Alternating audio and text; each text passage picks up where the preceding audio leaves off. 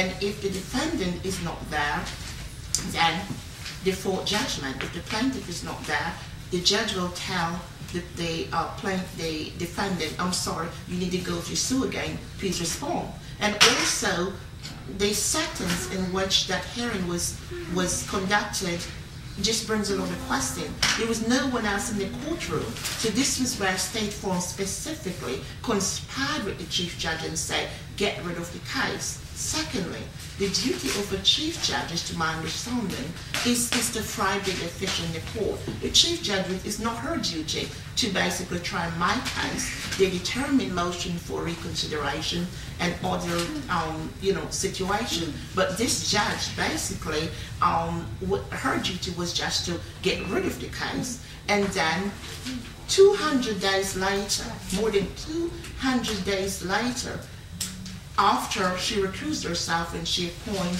another judge, Judge Christopher Bashar, to continue with the lawlessness, basically, State Farm came and made an answer more than 200 days later. And guess what? The law says that State Farm had 45 days to make an answer. An additional 30 days after service upon him. And then an additional 15 days to open what's called a motion of right. He did not do that. More than 200 days later, travelers did respond and just basically told some lies and lies and lies, and the judge dismissed my case, which was not supposed to up. This is extraordinary. No judge can really conduct himself in such criminal manner. And also, that judge also committed mail fraud, because there's some documents that I found, and it was sworn on the penalty of perjury. Because when you file certain motion in the court, you have to swear the oath. And it was done, and the judge lied and stated that, oh, you didn't swear the oath, but the document that he had on the notary stamp and everything with it. Then he utilized the United States Mail to send out a ruling stating that I did not swear under penalty of perjury.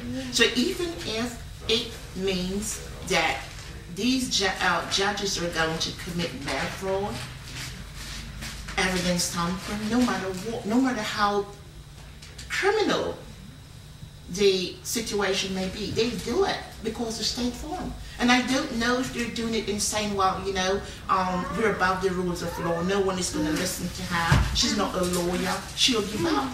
But they underestimate who they're dealing with, because I'm not going to stop until equality and justice is achieved. And not only that, I'm not going to stop until these judges and justices involved in these serious acts of fraud are investigated and charged and imprisoned for what they have done. Had it been me, I would have been in jail. So I don't understand how could they get away with committing these serious crimes that put people in jail for years. It is unacceptable, and something is going to be done.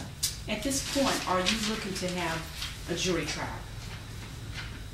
What I'm looking to achieve is whatever can be done to rectify the situation.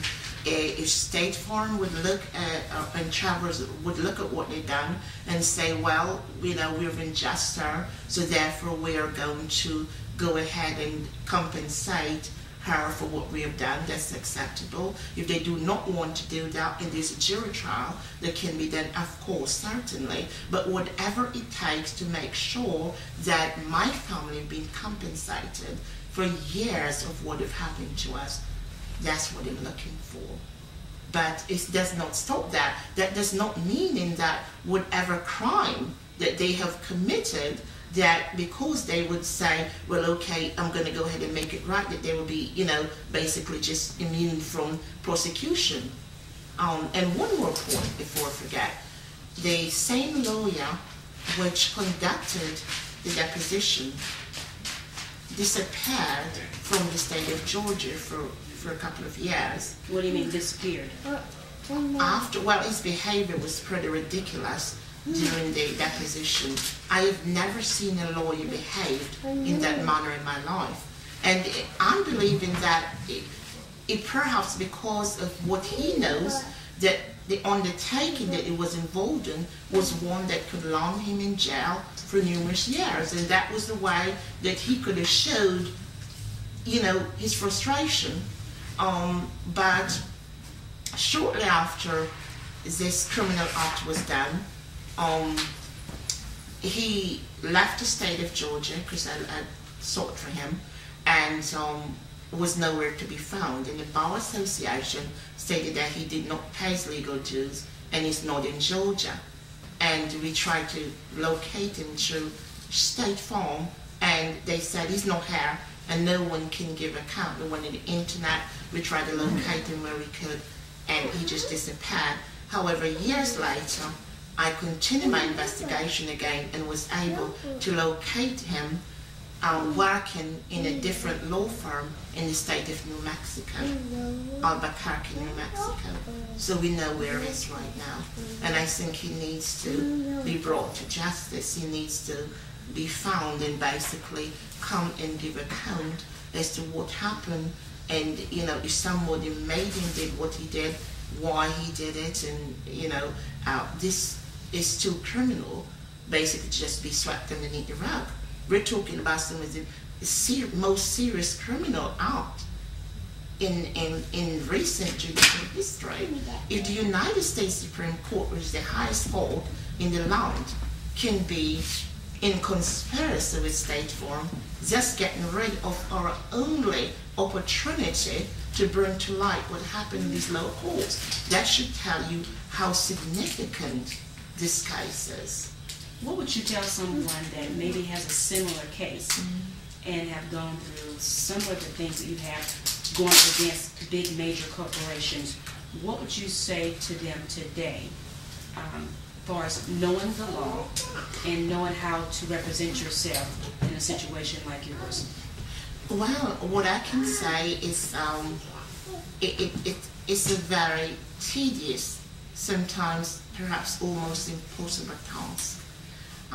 And a lot of people even ask me how you do it, and they just cop out and say, me, I just couldn't even go do one motion because of the stress. You get gray hair, you get wrinkles. I mean, it's just one of the most impossible tasks in anyone's life, especially if you're persistent and you're not giving up. Is the more intense the injustice is going to be on you to make sure they get to you to finally just give in and stop. I mean, we've been through, I've been through so much injustices, sexism of me being a lady, and coming into the courts and basically representing my case in the manner in which I have. And also we're dealing with a judicial system which is basically runs by race and influence, and if you don't fit certain profile, it's going to make it even more difficult for you. And as I was saying before, as unprecedented as those issues that I just discussed with you are, the most unprecedented of all is the fact that I was able over years of investigation to also uncover evidence which is going to have a significant impact on the way the judicial system operates now. So I really don't know, to be honest with you. I'm not saying it's impossible, just to precise with your question, but what I'm saying is most people that are seeing what they've been through, seeing the injustice, seeing the stress, seeing all of it happen, have your family, being a mother, doing all of that, would you say to me, is not a task that I could handle. And to be honest with you, I've never met one individual that told me that they could. And secondly, most people are intimidated when it comes to fighting the court. Most people just can't stand up before a judge and, you know, basically go through all of what have happened and being insulted and being screamed at, and some people, a friend of mine told me, oh, I think I would have just whacked upon myself having a judge in a black robe screamed at me and staring hysterical at me like that. It's just something that I could do. So if anyone out there